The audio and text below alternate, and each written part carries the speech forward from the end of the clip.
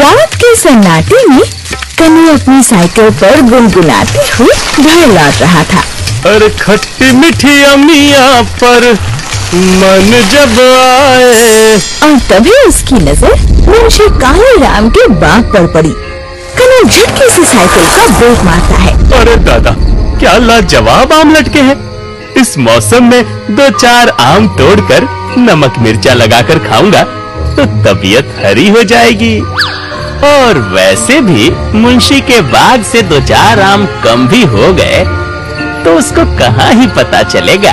कन्नू cycle stand पर खड़ी कर चारों तरफ देखता है और दबे पांव पेड़ की तरफ बढ़ता है।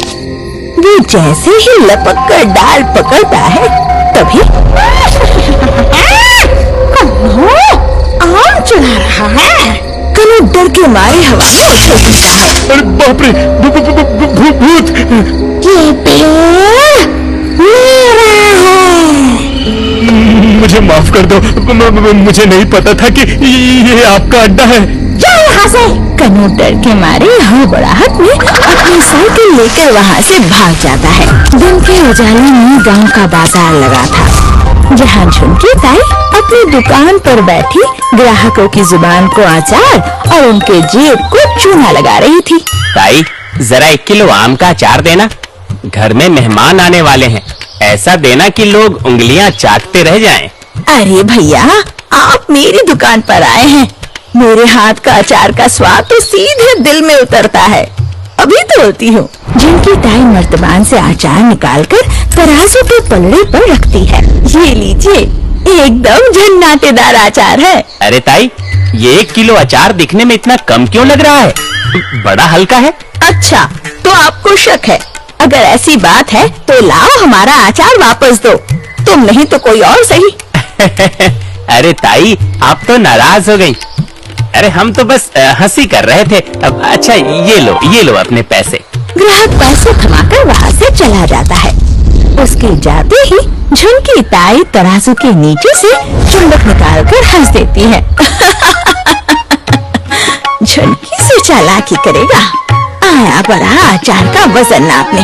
नप्पन बाबू। झुनकी ताई मुस्कुरा रही होती है कि तभी एक शानदार कार आकर रुकती है।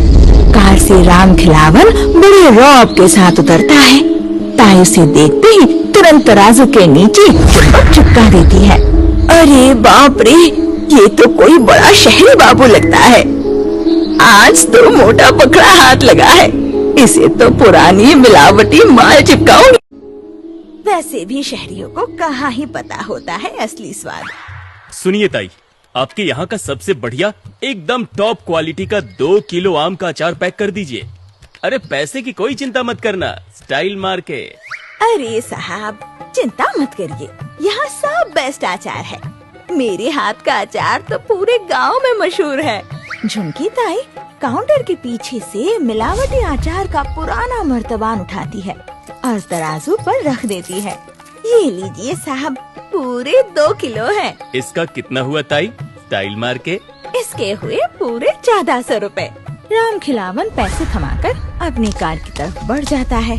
धत तेरी की, सिर्फ 1400 रुपए? थोड़ा और बढ़ाकर मांगना चाहिए था। इस मामूली से झोल झपाटे से मेरे ऐशो आराम की जिंदगी का सपना कैसे पूरा होगा। झुनकी, अगर मोटा रकम कमाना हो तो बड़ा हाथ मारना होगा। गांव का जमींदार मुंशी कालीराम आराम कुर्सी पर बैठा था। झुनकी ताई तभी चेहरे पर बनावटी घबराहट लेकर उसकी हवेली में दाखिल होती है। राम राम मुंशी जी। राम राम। सुबह सुबह हमारी हवेली कैसे आना हुआ? दुकान का रास्ता भूल गई क्या? तभी एक काली बिल्ली झुनकी ताई के ठीक आगे से तेजी से गुजर जाती है। मैया रे, आलतू जलालतू आई बला को टालतू। हे बजरंगबली, रक्षा करना प्रभु। अरे बिल्ली है, सियार नहीं। इतना क्यों टाए टाए चिल्ला रही हो? काम क्या है, जल्दी बताओ। मुंशी जी, हमको एक ऑर्डर मिला है। ऐसा वैसा नहीं, बहुत बड़ा ऑर्डर। हमको आपके बगीचे के सारे आम चाहिए। क्या? मेरे बाग के सारे आम?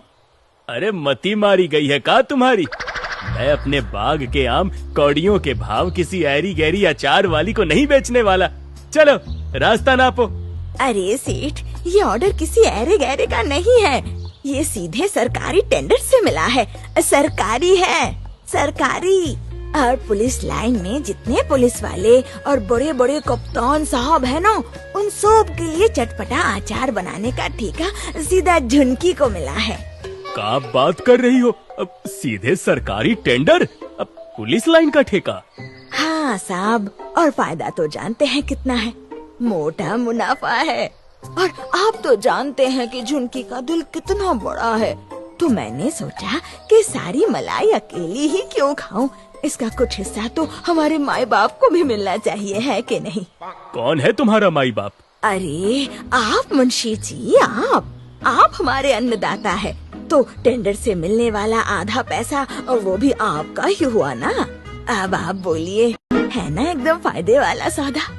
सौदा तो वाकई कड़क है झुनकी, लेकिन हम भी पुश्तैनी जमींदार हैं, घाटे और मुनाफे का पूरा हिसाब उंगलियों पर रखते हैं।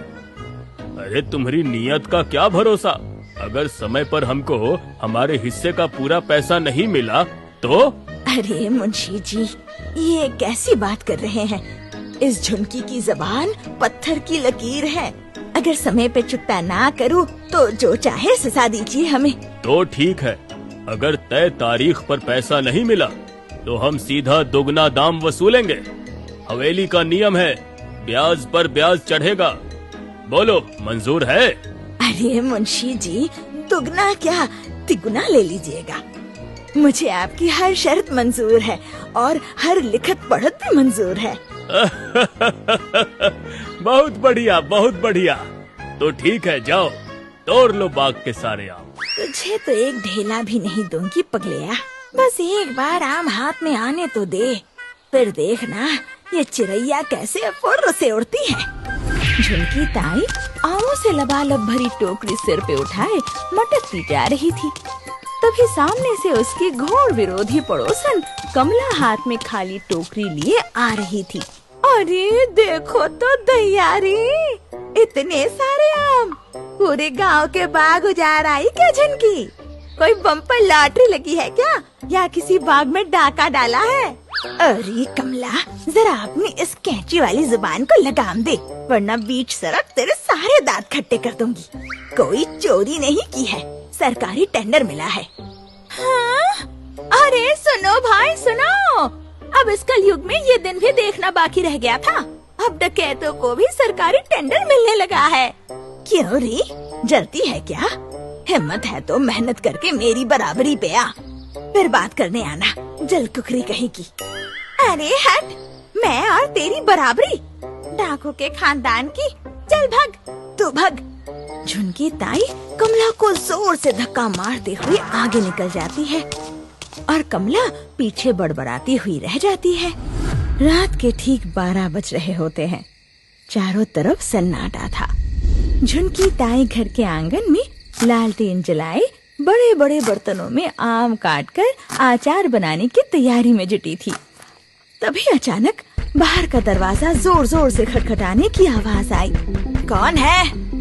अरे कौन है इस वक्त? अरे दुकान सुबह खुलेगी, कल आना। पर बाहर से कोई आवाज नहीं आता। झुनकी डरते डरते दरवाजे की तरफ बढ़ती है। वो जैसे ही दरवाजा खोलती है, उसकी चीखें निकल जाती हैं।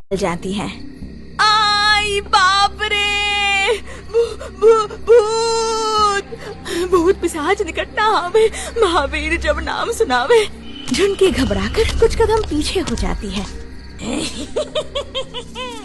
क्यों रे झुनकी, तूने बिना मुझसे पूछे मेरे पेड़ से आम कैसे तोड़े? मोरी मैया, दीदी जी, वो आम तो मुंशी कालीराम के पेड़ के हैं। मैं तो मुंशी से पूछकर सौदा करके आम लाई हूँ। उस मुंशी की तो ऐसी की तैसी, वो बाग, वो पेड़ सब मेरे हैं। तूने मेरे बाग को उजाड़ कर पाप किया है, अब मैं तेरा खून पीऊंगी। अरे नहीं नहीं नहीं नहीं दीदी जी, मेरी जान बख्श दीजिए। अभी मेरी उम्र ही क्या है, अभी तो मैंने ठीक से ऐशो आराम की जिंदगी भी नहीं भोगी। अगर तुझे अपनी जान बचानी है तो उसके बदले मुझे कुछ देना होगा। मंजूर है, जो बोलो वही मंजूर है। जो चाहिए सब ले जाओ, मेरी गर्दन बस छोड़ दो। कल से रोज रात को ठीक 12 बजे 2 किलो आम का अचार इस दरवाजे के बाहर रख देना। अगर एक भी दिन नागा हुआ तो अगले दिन अचार की जगह मैं तुझे चबा जाऊंगी। अचार? पर आप तो भूतनी हो ना, भला भूत लोग तेल मसाले वाले अचार थोड़ी खाते हैं, आपके गैस बन जाएंगे। बहुत ज्यादा जुबान चलती है तेरी। हाँ, ये अचार मेरे लिए नहीं, मेरे छोटे छोटे बच्चों के लिए है। उन्हें तीखा और चटपटा बहुत पसंद है, इसलिए। ठीक है, कल से रोज रात को पूरे 2 किलो मर्तबान आपको बाहर मिल जाएंगे। बस मुझे मत मारना। और एक बात याद रखना झुनकी, अगर तराजू के नीचे चुम्बक मार कर कम तोला या अचार में कोई मिलावट की तो नहीं, बिल्कुल नहीं। आपको एकदम शुद्ध अचार ही मिलेगा। मैं चुम्बक को तो हाथ भी नहीं लगाऊंगी। और भूतनी सफेद साड़ी लहराती हुई अंधेरे में गायब हो जाती है। दिन बीतते गए और हर रात 12 बजे भूतनी झुनकी के दरवाजे पे आने लगी।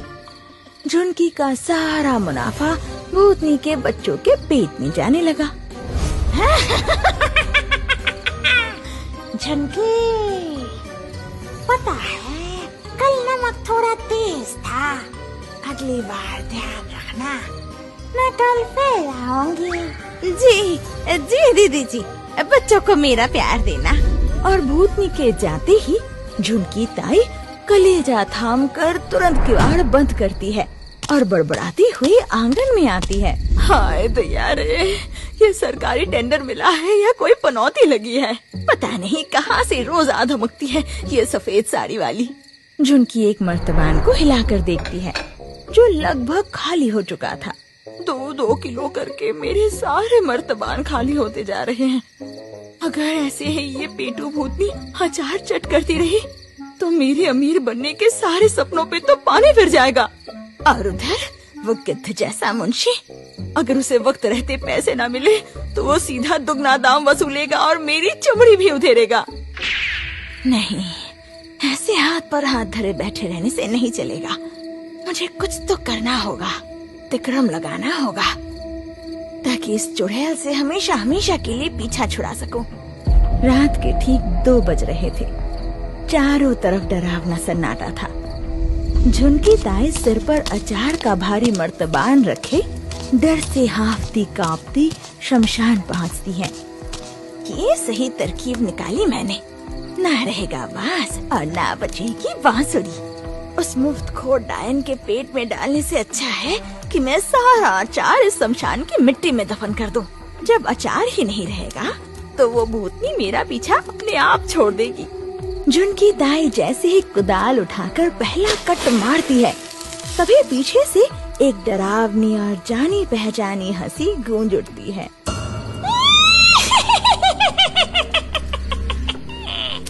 झुनकी, मेरा अचार चुरा के कहाँ चले? तूने सोचा तू मुझसे पीछा छुड़ा लेगी? आई मोरी मैया, तुम यहाँ भी आ गए? तुम्हें कैसे पता चला कि मैं यहाँ हूँ? तो शायद भूल रही है झुनकी कि तो इस वक्त कहाँ खड़ी है। ये शमशान है, मेरा दूसरा घर। अरे मुझे बख्श दो, अब मेरे घर का सारा अचार तो तुम चट कर चुकी हो, अब क्या मेरी जान लेकर ही मानोगी? वैसे आइडिया बुरा नहीं है। वैसे कई दिनों से शमशान में कोई आत्मा नहीं आई है, कहो तो तुम्हारा ही टिकट करवा दो। मैं तुम्हारे पैर पड़ती हूँ, मुझे बख्श दो, मुझे छोड़ दो। झुनकी ताई रो रही होती है कि तभी अचानक चारों तरफ कई मशालें जल उठती है एक साथ। मुंशी कालीराम अपने 4 आदमियों के साथ वहाँ आते हैं। अरे अरे झुनकी ताई, ये क्या? मेरे बगीचे के कीमती आमों का अचार शमशान में दफन कर रही हो? अब इसका मतलब तुमने मेरा सौदा खराब कर दिया। सेठ, अच्छा हुआ आप आ गए। मुझे इस भूतनी से बचा लीजिए, ये मुझे कच्चा चबा जाएंगी, बचा लीजिए मुझे। ये बोलते हुए झुनकी की नजर वहाँ खड़े राम खिलावन पर पड़ती है। ये शहरी बाबू यहाँ क्या कर रहा है? अरे तुमने इसको नहीं पहचाना? ये 1 नंबर का साला है। जीजा जी, ये क्या बोल रहे हैं आप? स्टाइल मार के? अरे मेरा मतलब है कि हमारी पत्नी के 2 भाई है ना, तो ये हमारा पहले नंबर वाला साला है और सबसे खास भी। हाँ हाँ, और तुमने मेरे साले को सड़ा गला माल खिलाया। एक तो अपने तराजू में चुंबक लगाकर लोगों को कम अचार देती हो और ऊपर से बासी अचार खिलाकर बीमार भी करती हो। और नहीं तो क्या, तुम्हारे अचार की वजह से मेरा सारा दिन बाथरूम में बीता स्टाइल मार के। जैसे ही मेरे साले ने तुम्हारी इस काली करतूत की पोल हमारे सामने खोली, हमने तभी फैसला ले लिया था कि तुमको तो ऐसा सबक सिखाएंगे कि जिंदगी भर याद रहेगा। हाँ, मुंशी कालीराम के पैसे खाने निकली थी।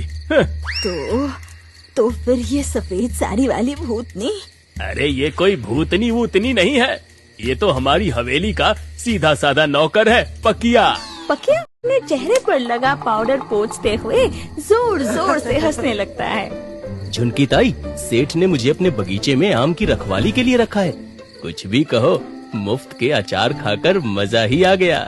उस दिन जब तुम हमारी हवेली पर एक काली बिल्ली को देखकर चिल्ला रही थी ना, हम तभी ताड़ गए थे कि तुम कितनी डरपोक हो। बस वहीं से हमारे दिमाग की बत्ती जल गई। सेठ, ये तो गलत है, आपने मेरे साथ धोखेबाजी की है। अरे चुप रहो। छल और कपट करने वाले के साथ अगर कोई धोखेबाजी करे तो उसे न्याय कहते हैं, धोखेबाजी नहीं। नहीं, मैं ये अन्याय बर्दाश्त नहीं करूंगी। मैं जाकर सबको बताऊंगी, पंचायत में आपकी शिकायत करूंगी। अच्छा, और पंचायत में तुम्हारा साथ देगा कौन? स्टाइल मार के हैं? अपने लालच में तुमने पूरे गांव में किसी एक को भी छोड़ा है क्या, जो कोई तुम्हारे लिए खड़ा होगा स्टाइल मार के? तो हमारी शर्त याद है ना झुनकी? तुमने तय समय पर मेरा पैसा भी नहीं दिया और मेरा माल भी बर्बाद कर दिया। तो शर्त के मुताबिक अब तुम्हें इनामों की 2 गुनी कीमत मुझे अभी के अभी देनी होगी, वरना तुम्हें सीधे पुलिस के हवाले कर दिया जाएगा। मुंशी जी, ऐसा मत कीजिए। मेरे पास इस वक्त एक फूटी कौड़ी भी नहीं है। मुझे माफ कर दीजिए। जमींदार साहब, मैं इतना बड़ा दाम कैसे चुका सकती हूँ? देखो झुनकी, जब तुम्हारे पास हमें देने के लिए 10,000 रुपए नकद नहीं है, तो जेल की हवा खाने से बचने का और अपना कर्ज चुकाने का अब एक ही रास्ता बचता है। हाँ, जो भी रास्ता हो मुझे मंजूर है। मुंशी कालीराम की हवेली के आंगन में सुबह की धूप खिली थी, जहाँ पासा पूरी तरह पलट चुका था। अरे कोई सुनता है? हमारी चाय तो लेकर आओ, कड़क वाली, स्टाइल मार के। झुनकी हाथ में चाय की ट्रे और नाश्ता लेकर हवेली के अंदर से बाहर आती है। और मेरे नाश्ते का क्या हुआ झुनकी? बना के नहीं? सुबह से पेट में चूहे कुश्ती लड़ रहे हैं। ये लीजिए सेठ, आपके गर्मा गर्म आलू प्याज के कड़क पकौड़े। खा ले बुढ़ाऊ, ठूस ले। भगवान करे तेरे पेट में ऐसी मरोड़ उठे कि तू भी अपने साले की तरह 2 दिन तक सीधा खड़ा ना हो पाए।